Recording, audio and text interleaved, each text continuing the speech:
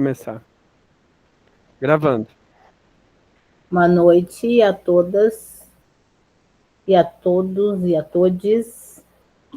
Bem-vindos a mais um encontro do Quilombo Literário. O Quilombo Literário é um projeto pensado pelo professor Rodrigo com alguns estudantes das letras do Campus Carreiros e que chegou como um presente para nós nesse período de pandemia aqui em São Lourenço, né, no nosso campus, e que a gente conseguiu criar esse grupo maravilhoso com pessoas de todo o planeta, assim posso dizer, porque nós temos aqui pessoas de todos os estados e algumas vezes pessoas de outros países, né? O Quilombo Literário é um projeto de partilha de leitura de escritores negros, escritoras negras na maioria das vezes, em sua maioria dos cadernos negros, né, que a gente tira os contos.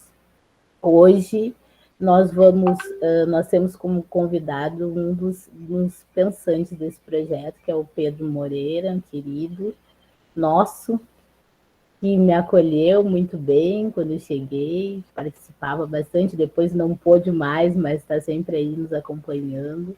O Pedro é um poeta, escritor, que está quase formando, né, Pedro?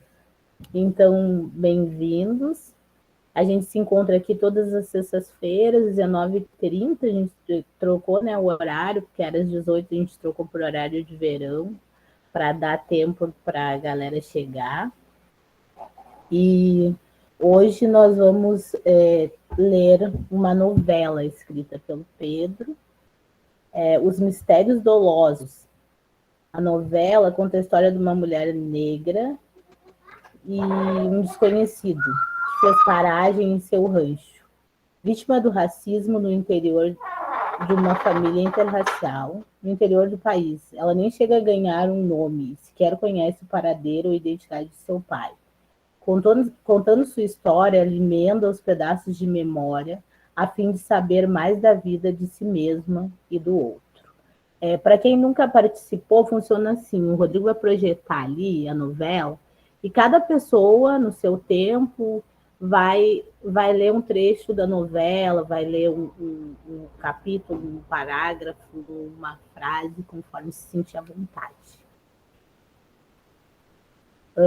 Seleção de trechos da novela Os Mistérios Dolosos, Pedro Moreira.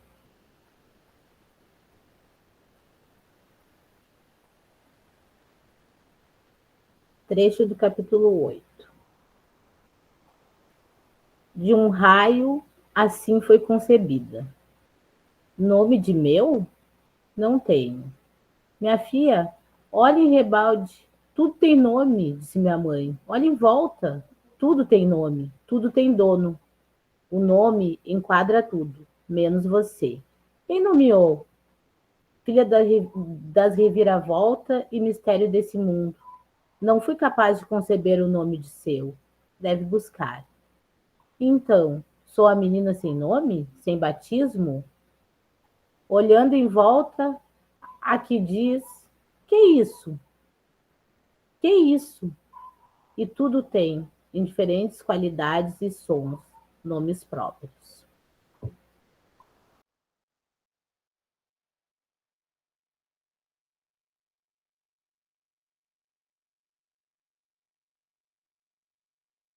Menos essa aqui. Essa filha de um raio. Tem coisa debaixo desse sol que não se entende. Enviesada que é a vida, é por isso, só esquisitice. Até o dia de hoje, veja, nome de meu que sabe. O que o povo diz que haja ter direito, a razão, o poder de nomear as coisas. Mas o povo sem nome, sem rosto, tem voz. Uma cara sem voz pode dar nome pra gente? Pudera. Eu mesma, me possuindo em mim a carne, os ossos, esses olhos viadantes, que nome tenho? Que nome me chamo? Que nome tenho eu no livro da vida? Se bem que garantias de não sei se tem um borrão de nome no livro do tempo. Registros. Fui registrando meu nome com meus traços, com meus rasgos, com meus passos no chão, na terra.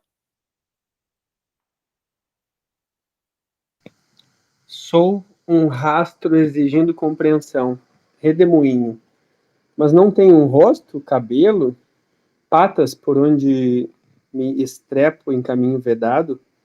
Sou filha de minha mãe, Eridiana, neta de Dona Veridiana, e isso há de bastar. Meu nome se confunde em tudo, em todo lugar, nas plantas, nos bichos. O nome das ruas, das duas, me dão consolo. Em tempo de eu nascer, era dado aos pais nomear os filhos.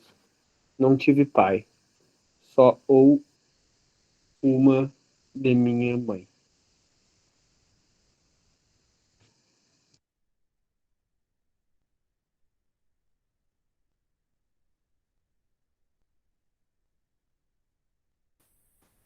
Trecho do capítulo 28. A vida se pega pelo rabo, no pulo, e tem que segurar com a força do repentino músculo. Esbraveja o potro brabo, esbraveja e dança. E a gente dança junto, numa forma de se reter em repetições os movimentos. É que para manter o bicho raivoso sob o domínio do braço, faz-se preciso acompanhar. E depois que a mão se vai em movimento corrente, vem o ombro arqueando junto, as veias do pescoço saltando furiosas, o rosto contorcido em firmeza, a testa franzida, e desce até o tronco a força necessária, pelos quadris abaixo, e as pernas que, tentando se manter fincadas no chão, fazem perder o controle.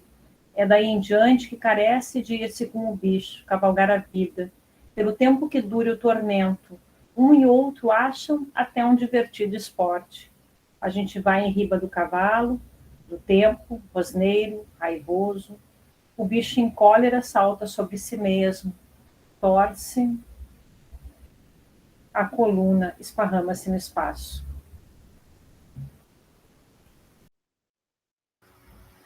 É da natureza dele se extraviar dos domínios da gente. Desconhece domar-se. E a gente pode? Não pode, nem quem. A gente decide como cair e quando? Não, nem. A gente vai com o bicho, cai com o bicho, vira bicho. E depois se sacode com ele, como ele, do chão empoeirado, e vai de novo a investida de agarrar o bicho pela crina, montar-lhe de novo as costas. Brutalidade. É a gente que doa a selvageria à vida, o domar, o tender. A gente, ainda que siga com o bicho, sofre. E obedecer-lhe o ímpeto de desgoverno não dá. Alguns sucumbem, como as uvas caindo do cacho. Outros grãos de café passivos que se deixam pegar na mão. Obedecer não é semente humana. Levar-se pela mão da gente não é a tendência da vida. E se lutar incessante que queima as retinas de quem assiste, que embrasa a pele de quem monta, que quebra as pernas dos bichos, que acaba retorcendo as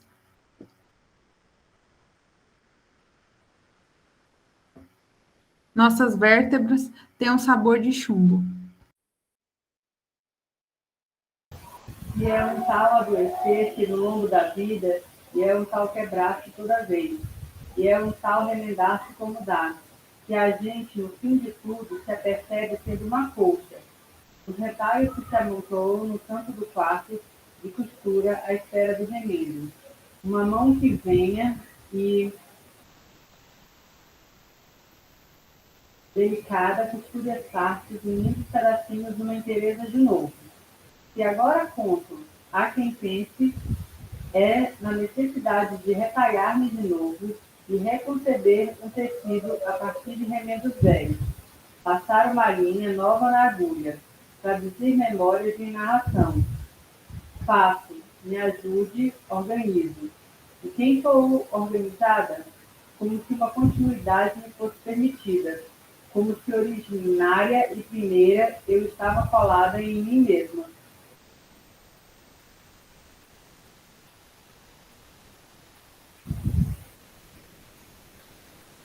Estabelecida e pronta.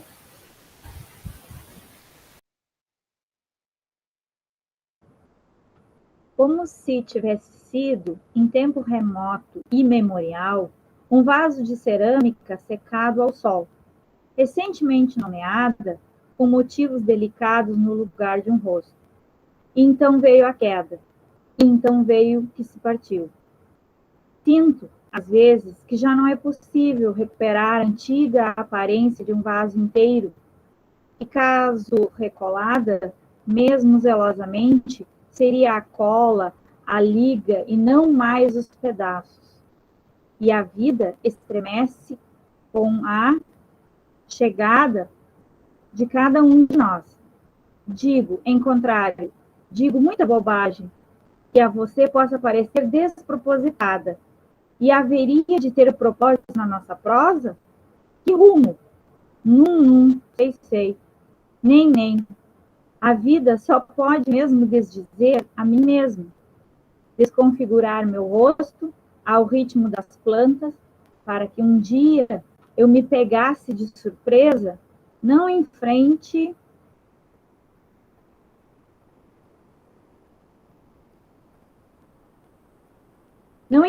do espelho, mas do rio. A água revela muitas coisas que estão afundadas nos olhos.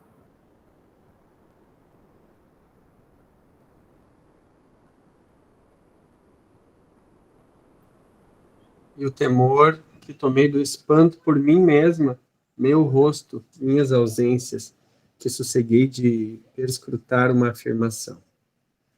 Um ser pousado no momento, no aqui. Não tenho formas de explicar o rio, o espelho e o bicho. Vê, sigo destreinada.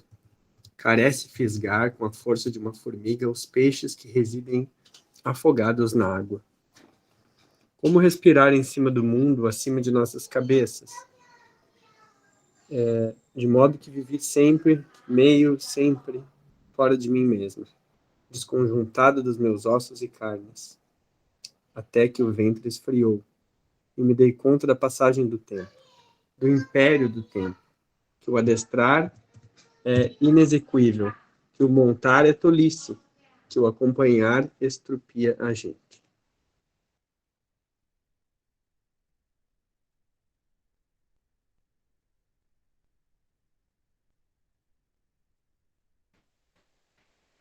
Trecho do capítulo do pai. A filha que deixei ao relento de uma vida simples, marcada pelo desnorteamento da orfandade. Duas foram as vezes que te abandonei, e se fiz de minha escolha a saída pela porta dos fundos. Foi de não saber-lhe a aproximação, quando nem ainda havia sido anunciada pelo raio que te marcou. Pois eu me esquivei, e com duro remorso que te digo, que foi já em companhia da consciência, do pecado que resumia em mim uma chaga, e trago comigo sempre, sem descanso no rosto, as olheiras de um purgatório de vida, e sei bem que não bastaria uma vida de 100 anos de penitência para refazer o caminho das más escolhas. E que depois de tantos anos caquético, envergonhado, não como os bichos, mas uma criança arteira, te peço acolhimento debaixo do teu teto, que meus crimes, o que te nomeia e os outros foram descobertos. A igreja que tanto blasfemei regurgitou-me pela boca dos fundos.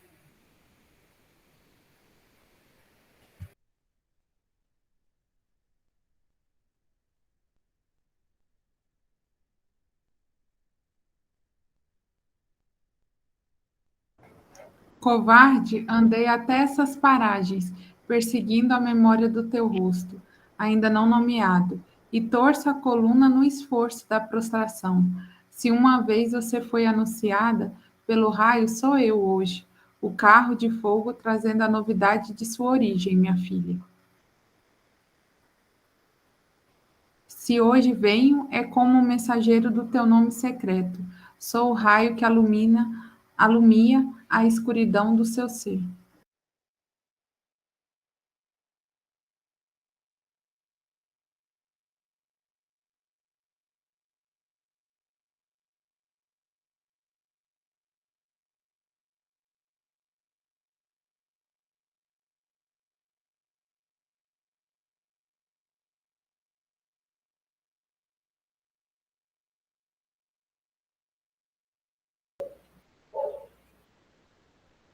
Eu acho que a minha internet está muito ruim. Vocês me ouvem?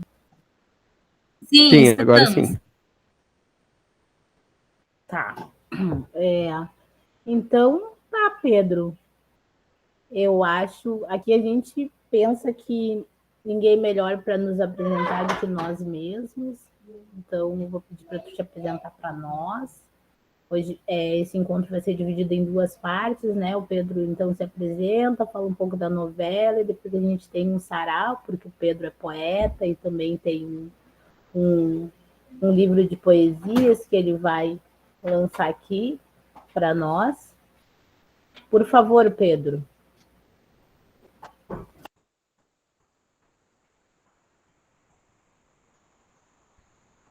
Apareci. Então, eu sou um pouco tímido e talvez eu gagueje um pouco, mas eu vou me acalmando. Essa novela, a ideia surgiu porque eu queria escrever um conto sobre uma pessoa. Eu fiquei imaginando como seria a constituição subjetiva de alguém, uma pessoa negra, que fosse destituída de sua origem, da compreensão de si mesma enquanto pessoa negra. E como eu sou do interior, eu tive contato com muitas pessoas. Eu mesmo sou de uma família interracial, e nesses sítios que tem no interior de São Paulo, acontecia às vezes dessas famílias interraciais não ter uma compreensão disso, ou de como que as relações afetivas dentro da família, o racismo também está presente.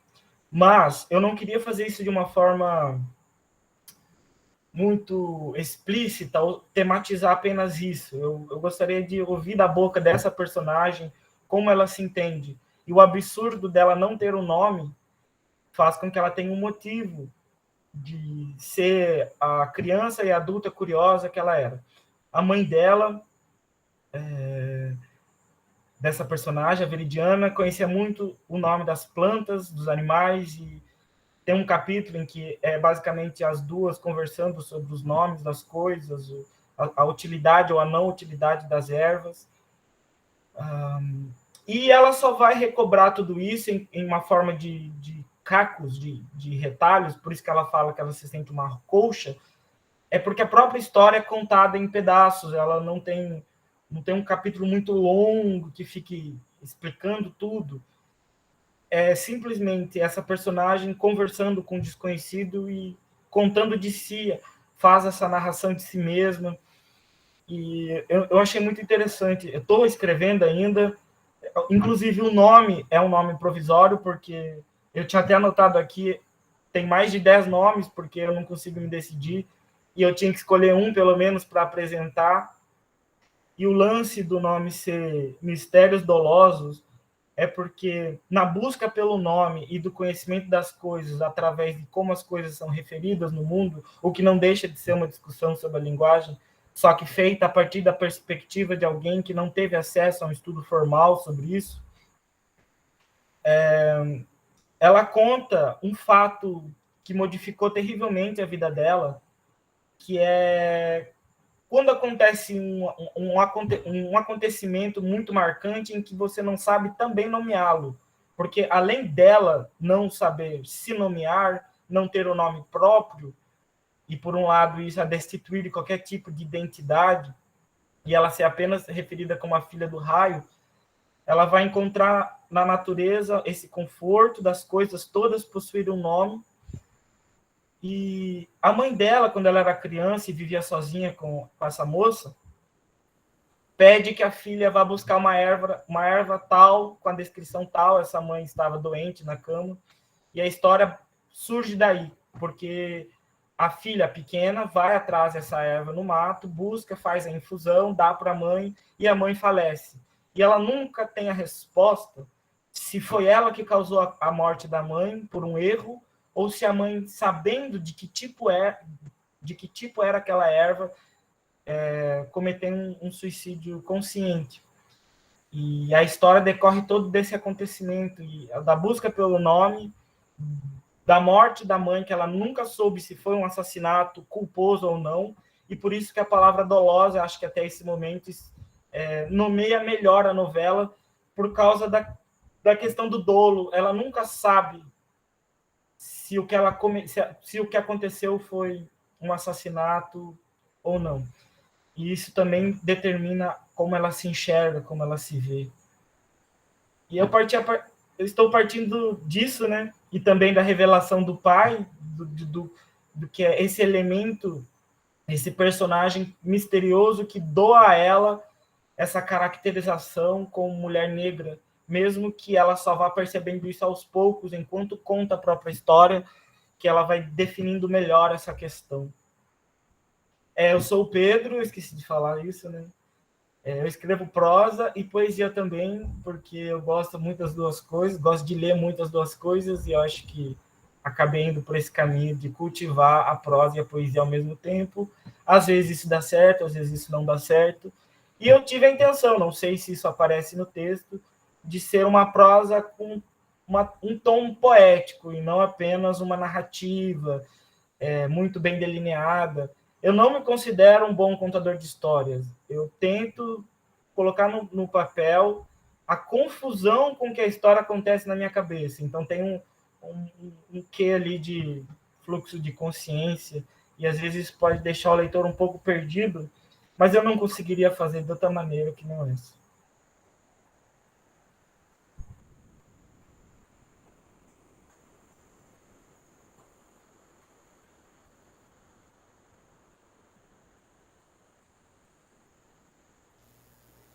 Produzir mais alguma coisa?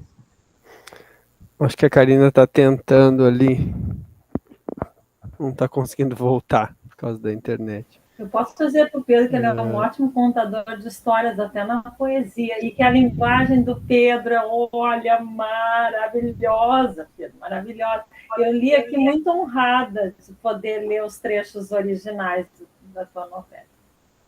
Obrigado. Eu não preciso nem dizer que eu geralmente não compartilho algo que está sendo escrito ainda, mas é uma coisa que eu ganhei essa tranquilidade com você também, Joselmo, no grupo de estudos, em que a gente mostrava os textos, em que a gente estava escrevendo. Então, vocês até percebem que tem alguns erros ali, letras faltando, mas é isso, né? Botar a cara a tapa e compartilhar com vocês, que é um grupo que eu admiro muito, e pelo tempo que eu pude participar assiduamente, eu participei.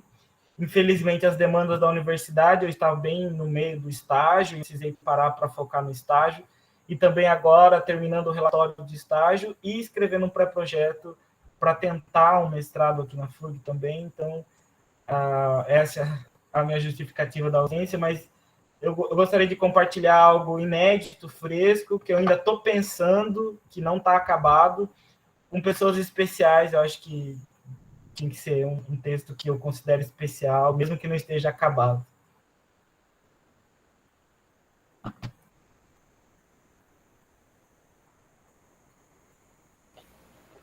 Eu não uso. E agora? Karina, Voltei? não tá... Ah, deu. Agora sim. Volta. E voltou.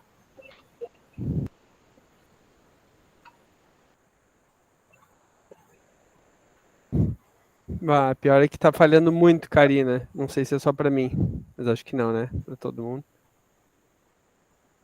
Não tá dando certo. Tua internet. Acho melhor tu sair, tenta reiniciar aí. Senão, de repente, ficar sem a imagem, né? Então, muito chato, né? Falar sem aparecer, né? Sem o vídeo, mas pode ser uma solução. Assim, Pedro, a gente abre nesse momento, assim, te agradecer também, então, acho que é o que a Karina estava tentando ali, né? Agradecer, dizer que ela já te deu as boas-vindas, né? Eu também queria fazer isso, que a gente está muito, muito honrado também, e pela escolha, né, desse texto. A gente não poderia não poderia... Eu insisti com o Pedro lá na conversa, né? Escolhe um conto, eu sei que tu tem alguns contos, por mais que o livro de poema seja o que está mais em evidência, né? Eu disse, a gente também vai fazer, né, o sarau, mas tenta ter um conto que eu sei que tu tem alguns publicados, né? Escolher um para a gente iniciar com a dinâmica de roda, e aí ele veio com essa surpresa, assim, né? Esse presente para nós também. Então, te agradecer mesmo, assim. E aí a gente abre um pouco aqui, né? Se tu quiser falar um pouco mais da tua trajetória, alguma coisa assim, fica bem à vontade, tá? Falando de ti, porque eu acho que o pessoal tem curiosidade também, a maioria aqui, né? Talvez não conheça. Né? Um pouco mais, assim, da tua trajetória, que tu já fez, né? Do ponto de vista pessoal e também como escritor, né? Como que tu te desenvolveu, assim, dentro dessa área da literatura. E aí pode misturar, né, as questões de vida pessoal que elas são indissociáveis também, se quiser contar um pouco de onde tu vem, essa coisa toda. Já falou, né, por cima que vem do interior de São Paulo. E como isso condiciona muito, né, de alguma forma, não sei se é a melhor palavra, mas tá diretamente ali relacionado à escrita, né, acaba trazendo isso, assim, para a escrita. Pode ser uma fonte, assim, né. Então fica livre e ao mesmo tempo para as pessoas interagirem e perguntarem, tá? Antes da gente abrir para o sarau, fazer esse bate-papo, essa conversa mesmo. Uma coisa que eu gostaria de compartilhar que eu vejo que, pensando muito sobre a questão da escrita e o que aparece na escrita e o que deixa de aparecer, aí eu tenho que lembrar que eu fui criado em modo de realismo mágico, porque as coisas mágicas do mundo existiam de fato para mim no meu imaginário, da forma como fui criado. As histórias que a minha avó contava, que tias, né, compartilhavam comigo quando era criança, as rodas de contação de histórias, geralmente histórias de terror no interior de São Paulo. Eu sou nascido numa cidade de 25 mil habitantes atualmente, no sudoeste do estado de São Paulo, bem longe da capital, longe de shopping, longe de escada rolante, longe de avião, longe de McDonald's. E a minha infância foi... a minha varanda foi sempre a natureza, e brincar no meio do mato. Eu fui criado numa fazenda de açúcar e álcool, num engenho de açúcar e álcool, então, querendo ou não, eu sou um menino de engenho, né? Uma família pobre, entre outras famílias pobres, uma criança de pé descalço, então acaba que a linguagem, a minha língua materna, digamos assim, que é essa língua do afeto das mulheres que me criaram, eu acho que eu gostaria que isso aparecesse bem mais ainda no meu trabalho, e eu considero que é uma forma daquela velha história de quando eu digo nós, porque sempre somos associados a uma categoria maior, a um grupo maior de pessoas, e o nosso próprio texto e as nossas próprias leituras são permeadas por essas pessoas que conviveram conosco. Eu me lembro muito de uma senhora que foi uma vizinha minha, e ela aparece no Malemar, ela aparece nos meus escritos. De certa forma, essa personagem que eu estou desenvolvendo, que eu estou escrevendo, fala muito a maneira dessa senhora que tinha nome de Flor e era ágrafa. Porque nessa comunidade que eu cresci, praticamente as pessoas viviam alheias à escrita e à leitura.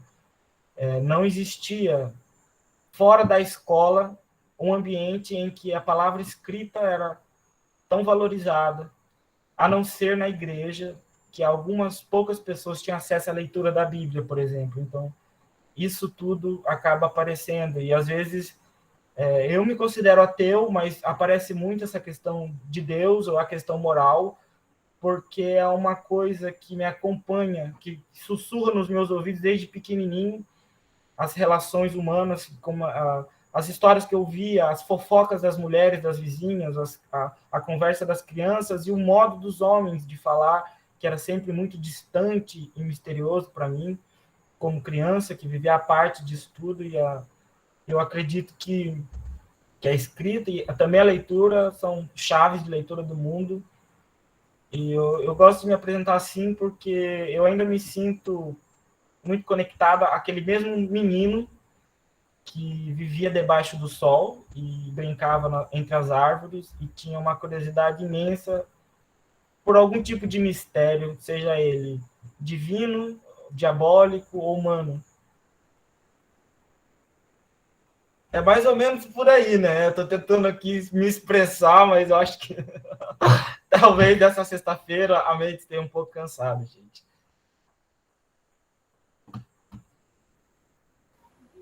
Vou tentar aqui. Tá lindo. Eu perdi um pedacinho, mas tá tudo tão bonito. Vocês estão conseguindo me ouvir agora? Sim. Sim ou não? Ah, tá. Tá muito bonito, Pedro. Muito vindo do coração. Tá muito mágico mesmo. Eu não sei se... Tô falando pura poesia. O Rodrigo colocou, é isso. Eu também sinto isso. Não sei se alguém tem mais alguma consideração sobre essa novela. Ou tem alguma pergunta para o Pedro? Eu já fiquei louca para ver toda a novela. Eu já fiquei curiosa para ver o todo, sabe? De ver o texto pronto, porque o texto promete muito. E pelo que eu vi, tu alterna também as vozes. Ali tem o momento da voz do pai. Eu já fiquei curiosa para saber mais. Achei fundamental esse teu começo de escrita com a questão do nome. Me lembrou outros livros que eu li em que aparece essa questão do nome, né? Como isso é marcado, como isso é forte e importante, né? Depois eu anotei aquela questão ali dos retalhos, que eu achei uma imagem fantástica, né? A forma como tu trabalhaste ali com a ideia do retalho. E quando tu fala do rio e do espelho, nossa, já dá para fazer um artigo ali só com esses fragmentos, que eu já fiquei viajando aqui. Então, eu já estou louca para ver o texto completo e fico muito feliz de estar aqui te escutando, sempre aprendendo contigo. Essa pergunta de quando sai, infelizmente, eu não tenho condições de responder, porque como eu estou trazendo realmente um texto muito fresco, é como se fosse um queijo, né? Ele está com soro ainda. Eu acredito que vou levar bastante tempo para terminar, porque eu pensei em dividir a novela em duas partes, a parte que trata da questão da mãe, da relação da mãe e da relação do pai, porque o pai depois aparece na história, que eu trouxe um trechinho, mas o capítulo que o pai revela que é o pai, eu sou um pouco dramático e as minhas histórias podem parecer um pouco de novela mexicana, mas é uma influência que não tem como fugir, e existe o momento da revelação do pai, existe essa incursão por esse caminho, que é um monólogo poético, inclusive está quebrado em versos ali, e isso vai aparecer, que eu gostaria de elaborar melhor, porque o pai é o personagem que doa essa negritude a ela, só que sem acompanhá-la nesse processo de descobrimento da negritude. O pai é um padre negro, e ele foge com essa desculpa, de além de ele ser negro, a família da mãe não aceitar ele ser juramentado na igreja, um eclesiástico, e abandona ela, e por isso que ele volta já envelhecido, envergonhado, não para pedir desculpas, ele mesmo diz no começo desse capítulo, e tenta abrir um diálogo com a filha, mas não há diálogo, há um monólogo dele. Sobre isso eu gostaria de elaborar isso mais, eu sei que eu vou levar tempo, porque pode ser que eu seja um pouco preguiçoso, e eu vou com calma, e essa carga poética do texto demora muito. Tipo, escrever uma página dessa novela é muita coisa, é muito esforço para mim, né? Que encontro, às vezes, alguma dificuldade. Mas então, não sei, gente, talvez daqui a 2 anos, eu acho que por aí. Mas eu tenho 2 novidades que eu gostaria de compartilhar com vocês, que eu fui selecionado para participar de uma coleção de uma editora aqui do Rio Grande do Sul, se chama Janelas Abertas, da Isto Edições, que é um livro que tematiza a linguagem e a poesia. O nome do livro se chama Os Cantos Irregulares e está previsto para sair no segundo semestre com o lançamento na Casa de Cultura Mário Quintana. Mas eu não posso garantir nada porque depende de outras coisas, né? A própria editora me deixou bem ciente que o plano pode mudar porque demora, né? É uma coleção, então são 5 livros, não sou só eu que faço parte. E a outra novidade é que um outro livro meu, Sursum Corda, que é um livro que tematiza as relações afetivas, está receber um sinal verde aí e eu vou, talvez saia também 2 livros esse ano, mas de poesia. E os de prosa, que espere um pouco mais, porque esses livros, esses textos em poesia, eu já estava trabalhando há mais tempo. Os Cantos Irregulares e Sursum Corda, ao mesmo tempo que eu estava escrevendo Malemar, eu estava escrevendo esses 2. Então, eu acho justo que eles saiam antes dessa novela e antes do livro de contos, que também está mais de 4 ou 5 anos na gaveta, e um dia tem que sair, né, de algum modo ou de outro. Uma pergunta que eu vi que fizeram aqui no chat, eu já aproveito para responder, é sobre que escritores e escritoras me influenciam. Era mais fácil responder isso antes, eu acho. Eu comecei muito influenciado pelo Machado de Assis, quando eu tinha uns 14 anos, eu lia bastante. E cronistas também. Atualmente eu tenho pesquisado bastante. Eu falo pesquisado porque eu estou orientando a minha leitura de poesia no sentido de pensar no pré-projeto. Então, eu estou fazendo algo mais assim, não tanto pelo sentimento, mas por uma racionalidade, né? Racionalizar o processo da leitura e escolher autorias de acordo com o momento. Mas eu posso dizer que tem uma poeta negra contemporânea que eu admiro muito, que me inspiro muito, está produzindo agora, ela está em seu 3º livro, é a Zaine da Silva, que é uma professora do ensino básico da rede pública de educação e também é uma poeta incrível. O último livro dela se chama Pedra sobre Pedra, eu indico super a leitura da Zaine. Tem o Gabriel Sampera, que por um acaso também é amigo meu, eu moro em São Paulo, é um poeta negro, que publicou seu 2º livro, que mistura prosa e poesia, então é um gênero híbrido interessantíssimo. Eu tive a chance de ler o original do livro dele antes de sair, se chama A Ossada de um Moleque, e é incrível também, eu me sinto muito inspirado por ele. No momento recente são essas 2 pessoas, mas há mais autorias, Carlos Drummond, Conceição Evaristo, Stella do Patrocínio, que é uma escritora, uma poeta negra que viveu a vida toda enclausurada no manicômio no Rio de Janeiro e que foi descoberta poeta tardiamente dentro da instituição em que ela vivia reclusa, que eu acho também que vale muito a pena ler o trabalho dela. Ela já faleceu, infelizmente. Ela tem um texto poético incrível, e eu pretendo usar até um verso dela como epígrafe dessa novela, porque bem na época que eu estava escrevendo, eu conheci a Stella do Patrocínio e fiquei muito tocado e comovido com a força poética dela. Então eu posso citar essas 3 pessoas no presente momento.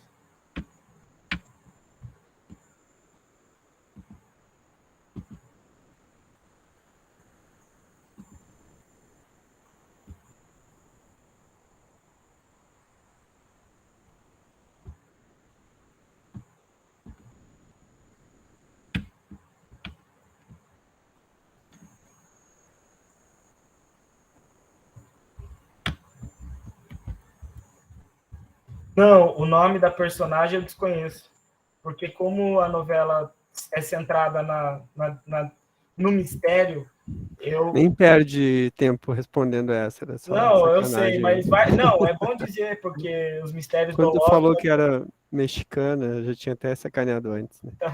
Ele falou que era... Não, é um mistério que eu Então não sei. Dolores, está respondida, né? Mas tem que deixar para o leitor essa. O mistério, eu estou partindo do pressuposto que o mistério não é aquilo que está oculto e que vai ser revelado, mas o mistério é algo que é vivido. Então, ele permanece sendo um mistério em si mesmo. Então, essa é a premissa, né? Não sei se vai funcionar para quem for ler.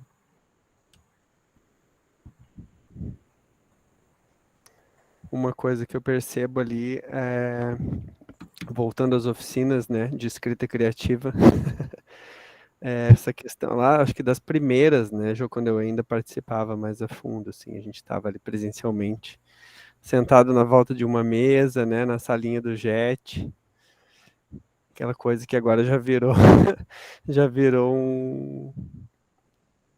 assim uma memória melancólica quase, né? que a gente não consegue fazer e mal pode esperar, né? Mas voltando então à questão do personagem, né? Assim, primeira coisa que é escrever, pensa num personagem, constrói um personagem, né? Elabora mentalmente, escreve, descreve, sei lá, né? Tendo um bom personagem, né? Um personagem redondo, né? Com várias questões, o resto flui, né? E me parece muito isso, né? Que o Pedro, inicialmente, óbvio que depois tem outros desdobramentos, mas inicialmente tu conseguiu, assim, construir uma personagem que vai render essa novela, e eu acho que depois dessas falas do Pedro, né? Eu tenho certeza que no final isso vai se chamar romance, não mais novela. Tenho quase toda certeza que é aquela humildade do Pedro, né? Eu estava me perguntando sobre isso, Já de tem 28 novela, porque eu acho que não é novela, Rodrigo, eu estava fazendo a mesma pergunta. Se é uma novela, se é um romance. E tem a questão da linguagem, né? Eu acho a linguagem do Pedro primorosa, assim. Então, esse trabalho de linguagem que tu tens, Pedro, eu imagino o trabalho que te dá escrever cada página, eu te imagino lendo essas páginas em voz alta, e é um trabalho primoroso, assim, é um trabalho estético que para mim é fundamental, sabe? Que eu levo muita fé nisso, né? Na forma, né? Não é só o que tu diz, mas é o como tu diz. Então, tu tens, além de ter muita verdade na carga daquilo que tu contas, tu tens uma linguagem muito inovadora e que traz uma marca dessa cidade pequena do interior do São Paulo. Eu tenho algumas palavras que eu até na hora de ler, né, que tem uma diferença, né, com a linguagem que a gente usa no Sul. E eu acho isso muito preciso, acho muito bonito e muito teu, sabe, Pedro? Muito, muito próprio, muito singular. Original, né? É isso. É uma poeticidade carregada da vivência e que a gente, sei lá, de alguma forma, talvez seja um estilo Pedro, assim, que a gente comece a reconhecer depois, né? Conforme a gente tenha mais contatos, a gente veja que é uma identidade que tu acabou construindo na tua escrita. Eu acho que super merecedor, assim, de... A gente ainda vai ver, assim, prêmios por aí, né? Pela frente. Pedro. Pedro vai longe, eu sou muito fã desse menino. Alguém mais, gente? Eu não sei, a Karina, se tá conseguindo ou não, então eu mais ou menos assumi aqui. Mas a hora que tu conseguir, Karina, entrar, por favor, toma o turno. Acho que a gente pode passar o Francisco aqui. A gente pode passar por Sarau, então, para a leitura dos poemas, né? Mas fiquem à vontade a qualquer momento para fazer algum comentário, alguma pergunta, tá, gente? Qualquer um. Nesse momento de Sarau, eu pediria para o Pedro abrir, né? Escolhendo um poema. E, ao mesmo tempo, a gente deixa em aberto. O livro foi repassado para todo mundo, né? Pelo grupo de WhatsApp ou pelo e-mail. Quem se inscreveu e recebeu o link por e-mail deve ter o livro em mãos, né? Um PDF do livro. Então vocês podem escolher, ficar à vontade, não precisa se inscrever, pode só abrir o microfone e ir falando. Senão a gente repensa, assim, dependendo, né? Dependendo da quantidade de voluntários, a gente depois repensa se de repente projeta aqui alguns. E aí vocês podem ir lendo a partir da projeção. Vamos ver primeiro quem tem alguns aí já selecionado para participar. Começando com o Pedro. Tá, eu já tinha separado aqui. Eu acho que eu postei esse poema uma vez no Facebook e não me lembro de ter lido ele. Se eu já li ele aqui, me peço desculpa, mas eu gostaria de ler, porque dentro... só para explicar, em um minuto, o livro Malemar, né? É dividido em 4 partes e tem as partes se chamam Assim, Assim, a primeira, a segunda se chama Teto Estrelado, a terceira se chama Saudade, Saudade, e a quarta se chama Paus e Pedras. E a primeira tematiza bastante as relações familiares, a minha avó, ou a avó, não sei, né? Porque para mim é muito próximo, mas no texto já vira uma personagem além, né? Para além da personagem biográfica que inspirou o texto. Eu gostaria de ler o poema Ritmo de Planta, que é o segundo do livro. Sua avó não era doida. Ela falava com as plantas nos domingos de manhã, mas ela não era nada doida. Sua avó falava bom dia para as folhas, galhos, botões, tragando um cigarro enquanto colocava água nos vasos. O sorriso das plantas era o mesmo dos olhos de sua avó. Eu não me esqueço, as flores agradeciam. Cheiro de erva na casa, é sua avó que veio te visitar. Faz um tempo que ela partiu, eu sei, mas é só chamar o nome dela em voz alta que ela vem vindo no ar. Sua avó fazia revolução, menino. Ela guardava segredos de cor. Não sabia pôr em palavras, mas tinha muita coisa para dizer. As músicas que ela cantava, em louvor da Mãe Negra de Aparecida, eram todas tiradas do coração. Esse instrumento que sua avó sabia tocar como ninguém. Sua avó era muito forte, é que você não se apercebia dos movimentos dela. Só enxergava os resultados, porque o ritmo da sua avó era o ritmo aprendido das plantas, de caminhar lento, mas que chega longe. Ela possuía espadas feitas com os próprios ossos para defender os filhos. Seus dedos eram as ferramentas para cultivar o chão de onde ela tirava o alimento. Sua avó não morre, não, por isso ela não fez caso nenhum quando, velhinha já, você perguntou se ela tinha medo da morte. O que ela disse? Não tem nada que ter medo, meu filho. E dizia que adorava os velórios, que em seu tempo era pretexto para passar a noite em claro, conversando com as amigas. Sua avó não morreu. Ela apenas se refugiou dentro do mistério da vida.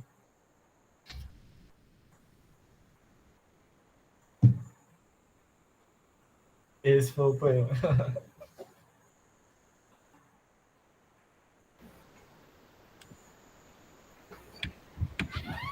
Eu posso dar sequência? Eu fico.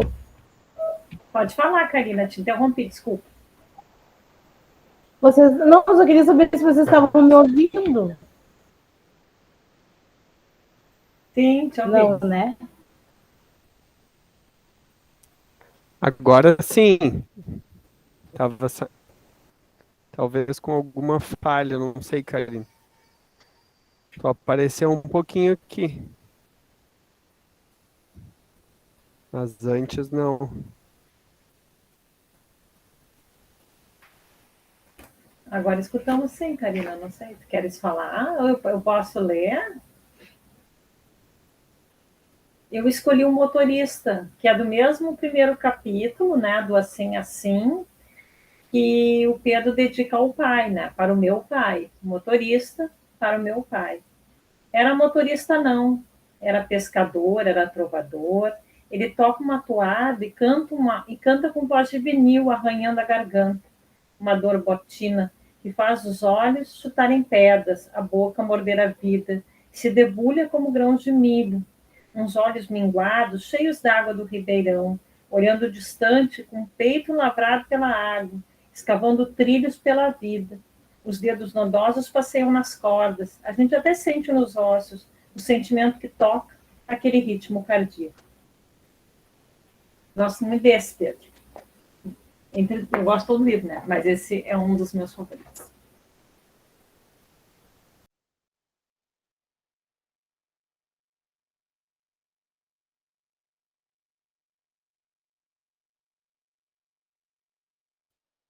Tá aberto, gente, por favor. Fiquem à vontade.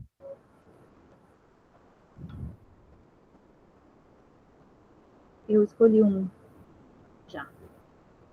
O IP amarelo, que é desse mesmo primeiro capítulo. IP amarelo. Rabisquei uma pergunta no tronco do IP que meu pai plantou perto de casa. A poeira levantava voo do chão, colorindo o amarelo da árvore com um tom de sépia. Tenho na memória essa fotografia. Debaixo do IP, um menino me olha longe no tempo, atrás de uma cortina de poeira. Numa tarde que fazia calor, como se atrás da lembrança se escondesse alguma coisa. Mas eu, uma estátua com a boca aberta, sem nada a dizer. Ele não sabe a resposta para a pergunta que ainda hoje insisto em fazer.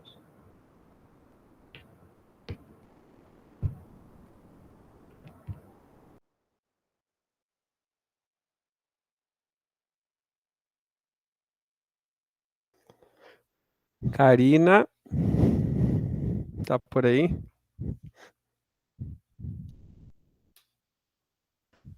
Eu escolhi o pau-brasil. Vai lá, Posso Elise. ler? Pau-brasil. Eu estou. Não sei se vocês me ouvem, eu estou num desconforto. Pode falar, Karina, depois eu falo. Não me ouvem.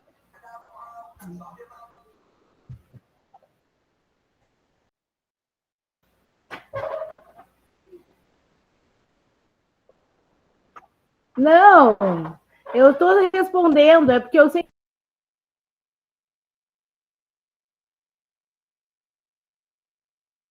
Não tá dando certo, Karina. Hoje, infelizmente, a internet não ajudou. Vai lá, Elisa.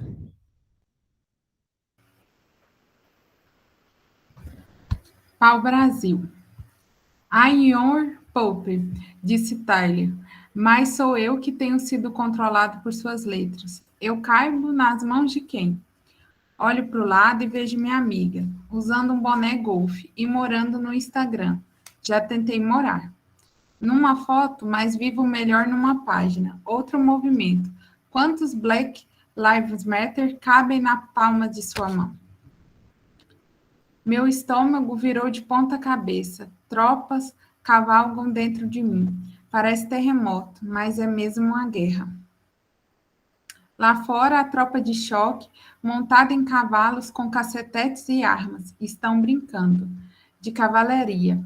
Até quando valores romanescos vão viver entre nós? Um latifúndio, uma fortaleza? Combina com a república, não. Mas como tem andorinha, senhor de terra e igreja por aqui. Sou uma militante preguiçosa, diz. Na verdade, ela me ensinou tudo sobre o mundo, a ideologia das coisas. Daenerys em Game of Thrones. Tudo isso que a gente sonha uma mulher montando.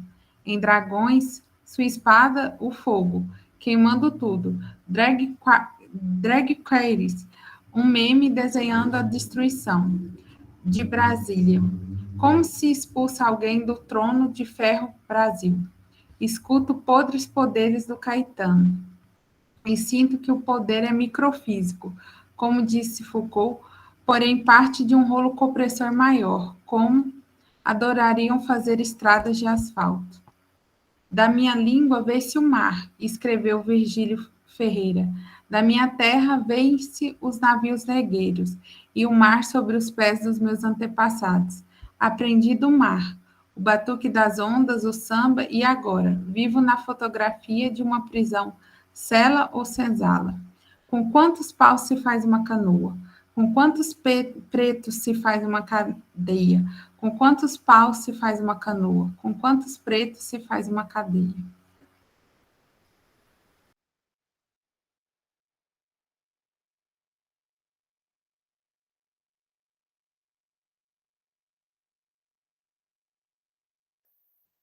Muito boa essa, hein? Muito bem, Pedro. Bah, parabéns. Cada uma, assim, exige que a gente respire fundo, pense, né? Até digerir. Não sei se alguém tem mais, senão a gente vai pedir sugestões para projetar. Muito legal. Eu tinha escolhido uma de memória também aqui. Vou ler então enquanto isso. Se vocês quiserem ir procurando alguma outra. Pedra no Rio. Pedra do Rio.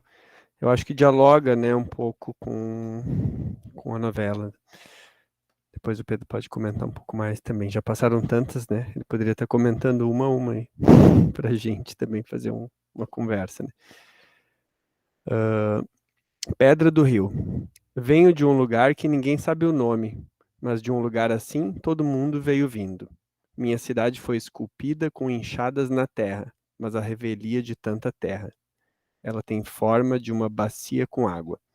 Faz muita espuma de poeira na beirada da encosta, onde as ondas, agora espectros, tentam subir de novo a serra, onde depois foram despertados milhares de conchas e crustáceos, e peixes que dormiam dentro das pedras há bem mais tempo. que o tempo pode dizer, como caroços dentro de frutas fossilizadas. O rio que um dia foi corrente marítima tem o nome de Carrapatos.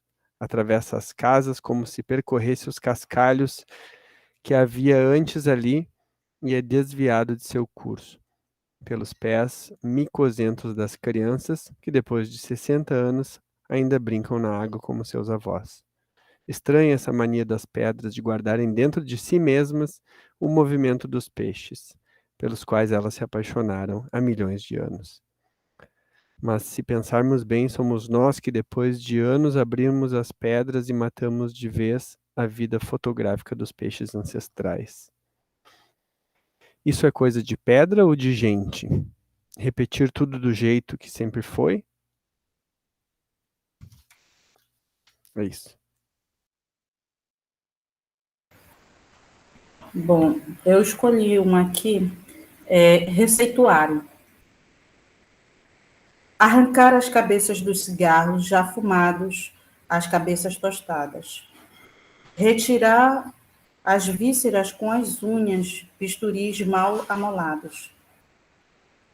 Desenformar o rolinho, um braço de cada lado como no crucifixo. Um avô vendo desabrochar uma pessoa em seu turno. Fazer outro cigarro, então, com o conteúdo da barriga dos cigarros antepassados.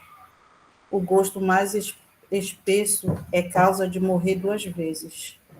Tragar de uma vez só as tripas dos cigarros autopsiados prendem tudo no pulmão. Não reproduzir sons, que isso é murchar a voz. Reter até que a árvore pulmonar inche e exploda, derrubando as folhas no vento.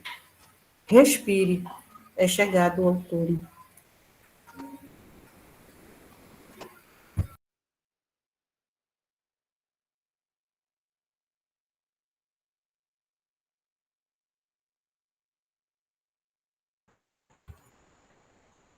Tem um que eu gostaria de ler.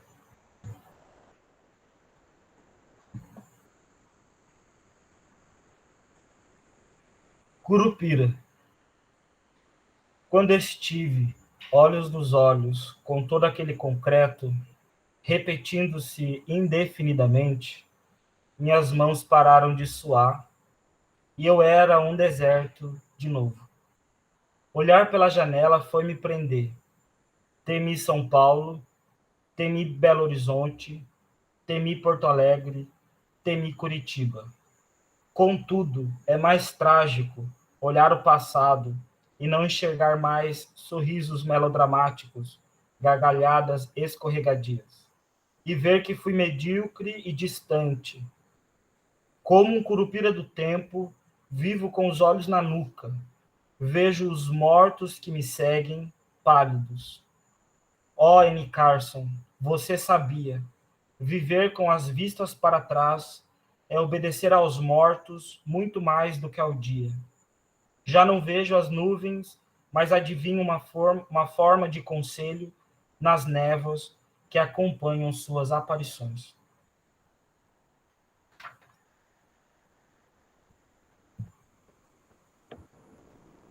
Eu separei um outro aqui para mim.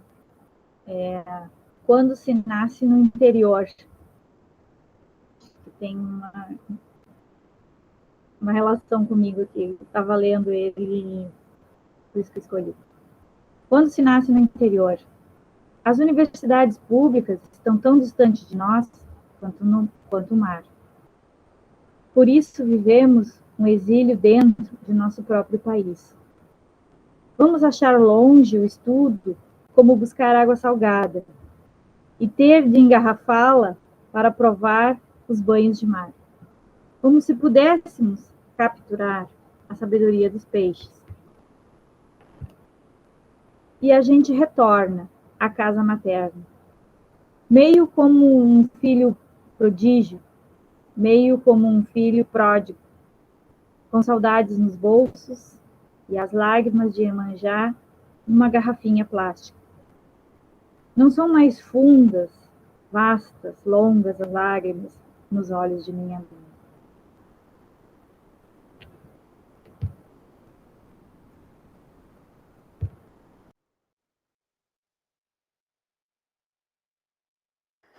Quem for ler, isso indica e a gente pode, já podia ter feito antes, né? A gente identifica ela aqui no PDF e talvez ajude para o pessoal acompanhar.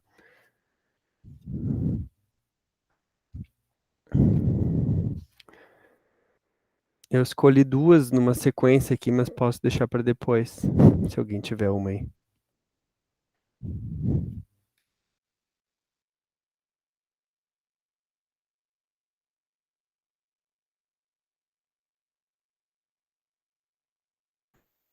Eu vou aproveitar o gap e ler outro. Eu nunca li esse poema em lugar nenhum. Expediente. Preto é o mundo que o branco acha que acabou. Branco é o mundo que o preto tem que consertar depois do expediente e nos fins de semana. O expediente de todo preto é sobreviver no inferno. Na hora do almoço, o branco descansa. Na hora do almoço, o preto finge que comeu.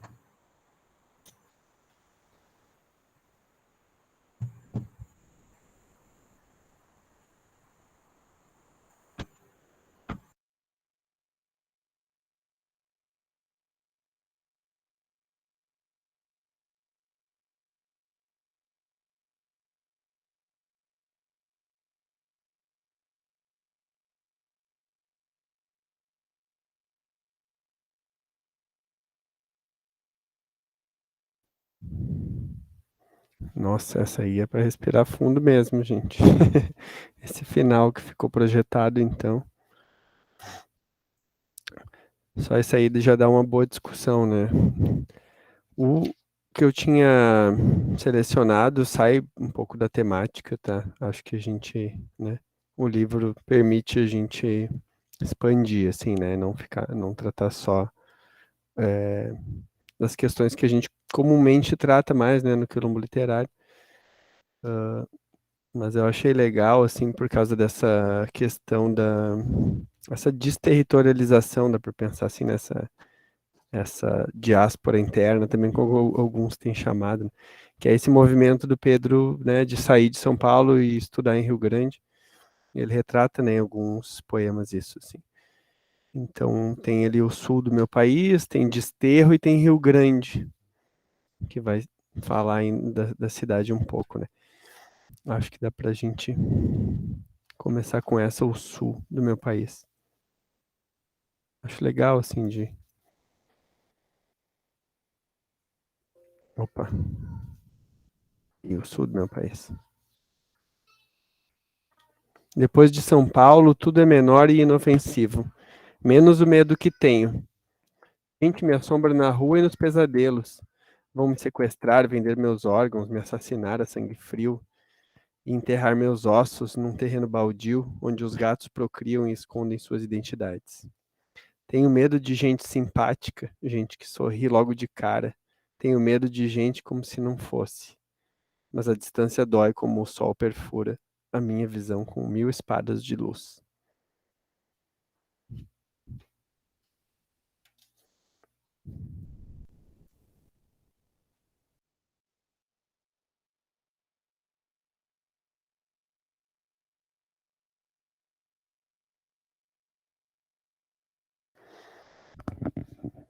Deixa o livre aí, gente. O que mais me impressiona, assim, que me chama a atenção é isso, porque a gente não é a descrição em si do lugar, né, mas é a experiência, a tua experiência, né, Pedro? A experiência que traz que gera, né, a poeticidade, né, da coisa. A experiência transposta em palavras. Então, essa sensibilidade, assim, que o Pedro tem é muito interessante, né? Muito legal da gente poder perceber isso, né? Tu poder compartilhar com a gente na forma de poesia. E aí, gente? Quem mais? A gente tem até as 9, né? O nosso horário. Então temos mais 10 minutos. Já se passaram 20 do sarau. Eu tinha separado o Desterro.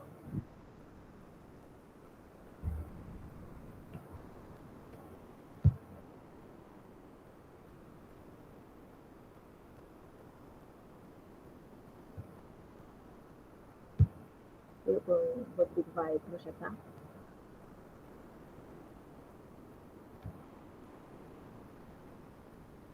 Oi?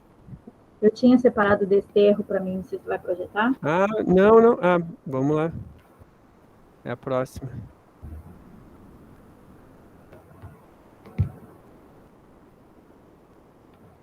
Desterro. Rio Grande cheira a peixe. O vento daqui é mais forte. O calor é de estrangeiro. O sotaque é quebrado. Aqui sou mais caipira, um produto de curiosidade e sarro. O ar é diferente, assovia. As pessoas e paisagens são diferentes. Até o troco é esquisito. Depois dos 20 anos, nada é como antes. Seguimos um caminho de pedras, um caminho inútil, caminho besta, de gente como eu.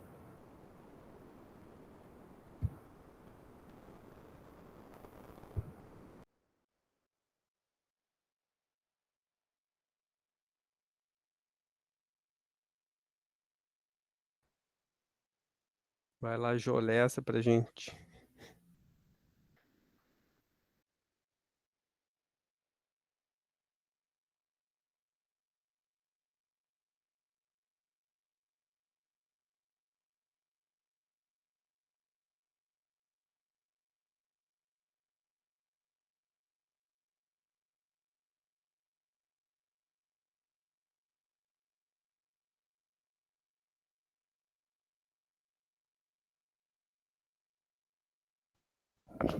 Bom, vamos pedir uma sugestão do Pedro, então, para a gente já ir se encaminhando, né?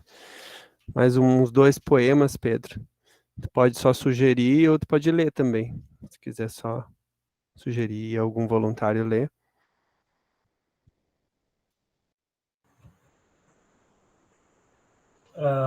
Eu posso ler os verbos malogrados. Ok.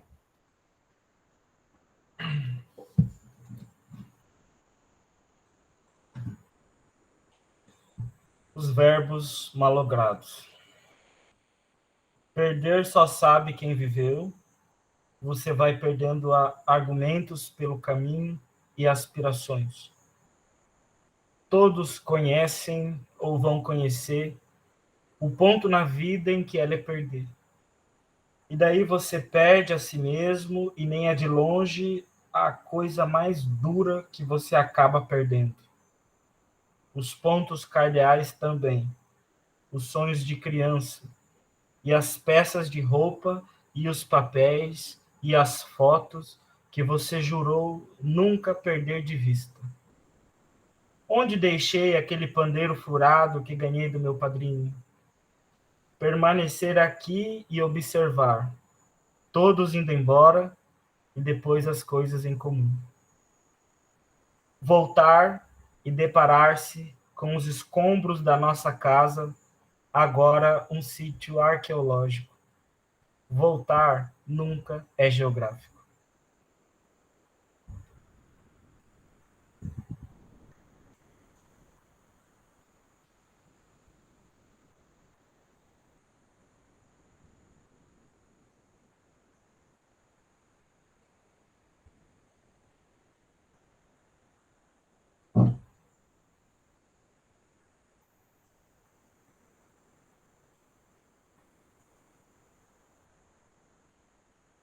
Eu tô rindo porque eu tô vendo só a Jazz aqui, a minha amiga, rindo na webcam.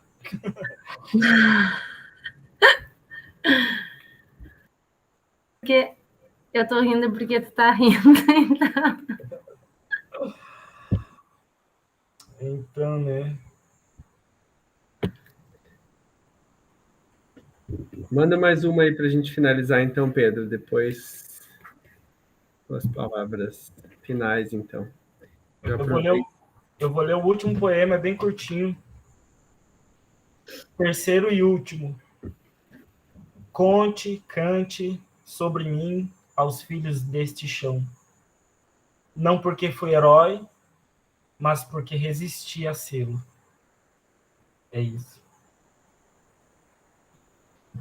Eu queria agradecer ao Rodrigo, a Jazz, a Joselma, a todo mundo que esteve presente aqui. Não é fácil estar nessa posição, porque não deixa de ser uma atitude de botar os próprios textos à prova, na própria boca, na mastigação das outras pessoas que vão dizer as mesmas palavras, mas já com outras significações. Eu acho que isso não tem coisa mais gratificante para alguém que escreve. Eu fico muito feliz, muito lisonjeado, porque eu não costumo fazer muito isso, não participo muito, talvez pela minha timidez, mas eu não costumo colocar minha cara a tapa assim e ler os textos e conversar. Mas isso me enche de alegria e esperança, no sentido de que a escrita se torna plena de sentido na vida de qualquer pessoa quando há quem leia. E essa comunicação, essa interação direta quase, cara a cara, do autor e seu texto e a leitura, me deixa muito, muito, muito satisfeito, com vontade de continuar.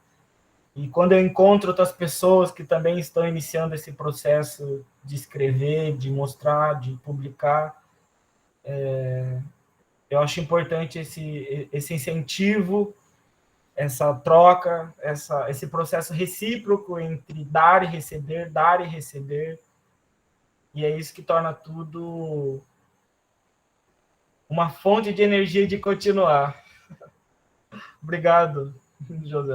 Obrigado a todo mundo.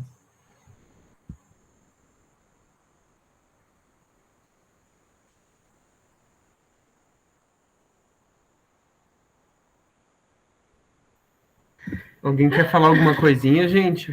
Pra gente já ir se despedindo. Pena que a Karina caiu, né? Em nome do projeto, assim, porque a Karina que faz a mediação, eu sempre fico muito mais nos bastidores, né? Hoje, como é o Pedro, né, também que a gente já se sente muito mais próximo, assim, então eu fiquei mais à vontade de ficar o tempo inteiro aqui, interagir um pouquinho mais, e acabei tendo que assumir também esse papel ali da mediação, né? Mas, então, em nome do projeto, Pedro, olha, realmente, a gente já está nos últimos encontros, assim, online, e aí a gente está fechando. Não que seja o último, né, mas estamos na fase final, assim, porque onde voltar, daqui a pouco vai ter um período de férias, depois a gente não sabe se volta ou não. Para o online, está tudo muito incerto. Mas fechar com chave de ouro, assim, é muito emocionante, posso dizer, assim, para quem acompanha, né, a tua trajetória nos últimos anos, e o medo de não encontrar mais o Pedro presencialmente, ele tem sido, né, nos últimos meses, quando começou e quando a gente viu que a pandemia, né, não tinha perspectiva de retorno, a gente começou a ficar, assim, com esse receio muito grande, assim, será que a gente vai conseguir encontrar ele de novo ou não? E até agora, né, a gente ainda não conseguiu se ver pessoalmente, e ainda tem, né, esse receio se vamos conseguir ou não. Mas nos últimos, sei lá, né, 2, 3 anos a gente conviveu muito e está sendo, assim, realmente muito emocionante poder te receber aqui e dizer que isso faz toda a diferença para o projeto, né. Tu, inclusive, participou, né, tu falou no início e muito da concepção do projeto, né, teve oficialmente dentro da equipe um bom tempo. Então, é muito significativo, assim, é simbólico, assim, para a gente poder te receber aqui, já nesse outro patamar, assim, te ver já, né, se formando. Tomara, então, a gente vai estar na torcida para que tu consiga permanecer nesse mestrado aqui e a gente seguir se relacionando, né. Sim. Valeu, Pedro, olha. Aí também quero agradecer, matei um pouquinho da saudade de vocês, né, do Rodrigo, do Pedro. E eu sempre queria assistir, né, participar do OMB, sempre deixava assim, nunca conseguia. Daí hoje disse, não, o Pedro tem que vir, valeu super a pena, foi uma noite muito valiosa. E se Deus quiser, né, Pedro, e Ele há de querer, a formatura vai ser presencial para a gente poder te dar um abraço, né? Sim, sim. É só o que eu quero, né? Pelo menos na formatura poder te ver. E sim, tu vais passar no mestrado e a gente vai continuar se encontrando, né? E na Casa de Cultura Mário Quintana, se tu vieres, também vou te prestigiar. Pode deixar. Ah, sim, esse lançamento lá a gente não pode perder. Então tá, 9h em ponto, agradecemos a todos, gente, vamos encerrando por aqui. Um beijão para todo mundo, boa sexta, agora, né, segunda fase da sexta ou terceira fase da sexta, aproveitem, bom fim de semana, até mais.